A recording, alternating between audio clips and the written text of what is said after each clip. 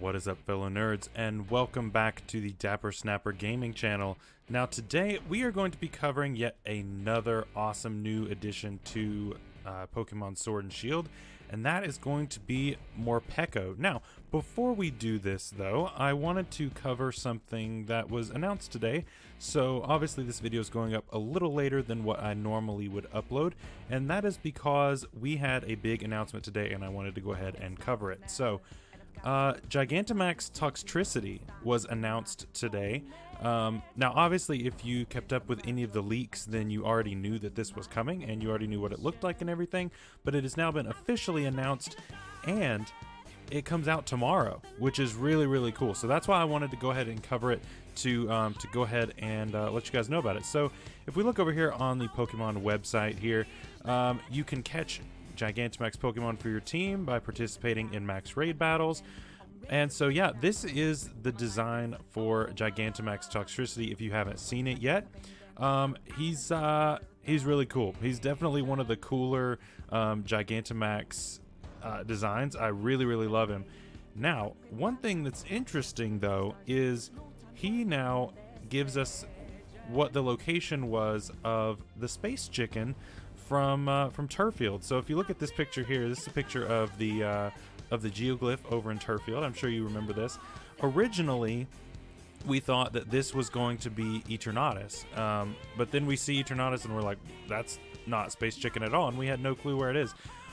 But that's what this is, which is really odd. I don't know, but if you look at the eyeball has the same thing. The little spikies on his back are the same.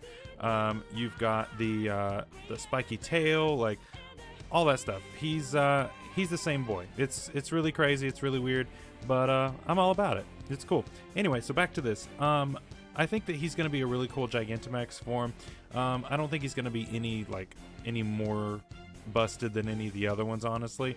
But yeah, so basically his whole gimmick is the G-Max Stun Shock, and what it does is it either paralyzes or poisons your opponent, which is pretty cool. Now obviously paralyzing your opponent is what Pikachu does, and poisoning them is what Garbodor does, and so this just adds some RNG into it as to what you want to do. Typically you're probably going to want to do paralysis in doubles, and if you're playing Dynamax singles, then it just depends on what your opponent is running. But yeah, it's really cool, and I wanted to go ahead and cover it. But he will be available in max raid battles beginning tomorrow. And let's go ahead and switch over to here. Yep, so February 6th, which is tomorrow at 4 p.m. PST, until March 8th at 5 p.m. PDT. So yeah, this will be really cool, and so I hope you guys go out and go get him. So yeah, so back to Morpeko. I wanted to go ahead and cover his fellow electric boy today. Now, we did feature Morpeko in a recent Wi-Fi battle, and if you haven't checked that out, that'll be in the iCard above. But it was a really cool battle, and Morpeko put in some work. He had Haxorus as a partner, and Haxorus put in some work too. And yeah, I love this boy. He's a really cool mon. He does a few different things, and he's UU, which is pretty good right now. He's doing really well. So anyway, Morpeko, what does he do? What's his gimmick? What's going on with him? So he has a unique ability called Hunger Switch. And so basically what Morpeko does is he swaps between two forms every single turn. The current form that you see right now is his full belly form, and then he becomes Angry Boy and turns Hangry mode. So what this does is it changes the type of his Aura Wheel move, which is really important because Aura Wheel is actually a great move. So if he is in the regular mode, in the full belly mode, it's an electric type move, and if he's angry, it's a dark type move. It's 100% accurate. It adds to your speed. You get +1 speed, and it's 110 power. It's a great move. It's an absolutely amazing move for Morpeko, and it really is what makes it so good right now. A move that's able to swap between your two stabs and is base 110 power is absolutely crazy. It does a lot of damage, actually. So yeah, it's pretty crazy. Anyway, so Morpeko is actually one of the very few mons in Smogon that can run Protect well outside of things that like Wish users and stuff. So this is a really interesting set that I've got right here for us, and it is Aura Wheel, Protect, Rapid Spin, Parting Shot. So he does get access to Parting Shot, which not a lot of things get, which is really neat. He also gets access to Rapid Spin, which is awesome, and Aura Wheel. So this thing can be really, really fast, really, really quickly, because he's already base 97 speed. So yeah, he's faster than what's it called? Mimikyu. He's faster than Mimikyu and kills it with the Dark type Aura Wheel. So that's something to look out for Mimikyu. I don't know why this is max HP, because this should be max attack. Yeah, but this is a really, really cool set. So basically Protect is there just so you can swap between your two forms depending on what type you need your Aura Wheel to be. You then also get Rapid Spin to get rid of hazards and boost your own speed, as well as Parting Shot, which Parting Shot is also always a great move. You get to swap out, it's basically like a Volt Switch or something, but you get to lower your opponent's attack and special attack by 1 stage each, which is really, really good. That's awesome. So yeah, you can also run Heavy Duty Boots on this boy, and that's just to help him get off the Rapid Spin.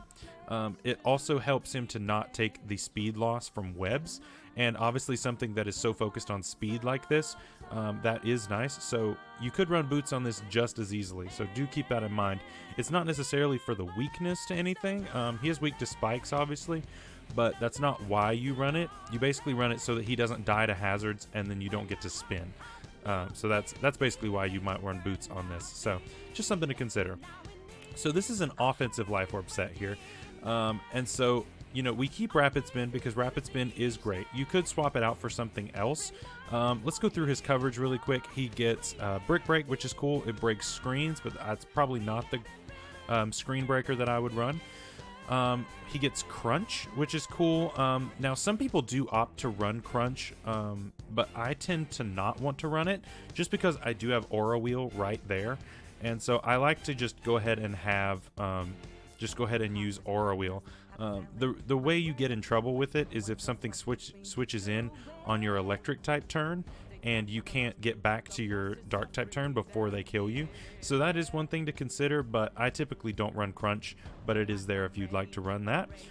Ice Fang, which is really good coverage. It helps you against ground types, which obviously Morpeko doesn't like. Outrage, probably never going to use that. Parting Shot, you'll probably use that on a few sets. It's always good. Psychic Fangs. This is how you're going to get rid of screens on this, and you'll see it used in the next set, and it's really cool. Quick Attack if you want some priority, but typically you're not going to use it. Rapid Spin, always great. Seed Bomb, that is there for your grass types, or not grass types. That is for your water types and ground types that want to switch in. So you can definitely hit things like Seismitoad. That's basically for Seismitoad that might want to switch in on you. You've got Stomping Tantrum for ground type coverage, which is always great. Opposing electric types, for instance. I skipped over Fire Fang accidentally. Yeah, Fire Fang is there for things like Ferrothorn. For other grass types, that's what that's there for. You do have T-Wave, you have Volt Switch, and you have Taunt. So Taunt could be like an anti-lead. I didn't make a set like that just because he doesn't also have he doesn't really have a whole lot in the setup department, but you could run something like Taunt T-Wave, and then like Aura Wheel Protect or something like that. That could be an interesting set. But yeah, that could be something you do, but that's not what I've got on the slate today. But so basically this just gives you some more offensive prowess. So you boost your speed with Aura Wheel, and then you've also got Seed Bomb and Fire Fang as coverage, obviously to cover the threats that I mentioned just a second ago. So that's pretty cool. Also, you're always going to want to run Jolly right now, just so you do outspeed the Mimikyus out there, just because they are super common if you're running it in OU. If you're running it in UU, you probably don't have to run Jolly necessarily, but it's a good idea to run it. It helps you to speed tie with opposing Haxorus, which is really nice. So, and that could be a reason to run Outrage. You never know. I probably would run Ice Fang instead, but that's just me. So now we've got Choice Banded. So yes, this thing can run a Choice Band pretty well, actually. So Aura Wheel is what you're going to click most of the time, as long as you've gotten rid of things like the ground types. You've got Seed Bomb to help you with all those aforementioned threats. Psychic Fangs helps you against breaking screens. It also gives you another option against something like Toxapex if you need that. Helps you against fighting types that may want to come in against your dark typing, which is cool. So yeah, it's a good move to carry for sure. So you also could run Stomping Tantrum in that place just for the ground type coverage. Helps you to cover against steals, but you do also have the Fire Fang. Yeah, so it's whichever way you want, but I think Psychic Fangs is probably better. All right, so for our meme set, gotta have one. What do we got here? We have Agility with Expert Belt. So why do I have Agility and no speed investment? What is going on with this set? So basically, if you have a Morpeko at +2 without any investment, you are still able to outspeed a timid Dragapult, which is really, really cool. So basically, your whole point behind this set is to come in on something and scare it out. So whatever that happens to be, and they can bring in something as an appropriate counter. So you then go for an Agility, and then you kill whatever they brought in, and yeah, so just make sure to get rid of things like those pesky Excadrills that probably will survive your Fire Fang. And but once you've done that, Morpeko kind of just goes in, especially with +2 speed. Outside of an actually really fast Scarfer, nothing's going to be going faster than you. And Aura Wheel hits like a truck, especially with Adamant. And if it's super effective, you've got Expert Belt going even harder. You could also run something just to boost your electric type moves or your dark type moves, just to help out Aura Wheel even more. But yeah, that's up to you. You could also run Life Orb on that, but I wanted to show another option other than that because we do have Life Orb on like every set on this. But yeah, so anyway, that is going to be Morpeko. So again, thank you guys so much for watching today's video. I know it's going up late, so I'm sorry about that, but I wanted to make sure that I could cover the Toxtricity news as well, and I'll have another video for you tomorrow at the regular time. So anyway, guys, have a great day, and I will see you guys in tomorrow's video. Bye-bye.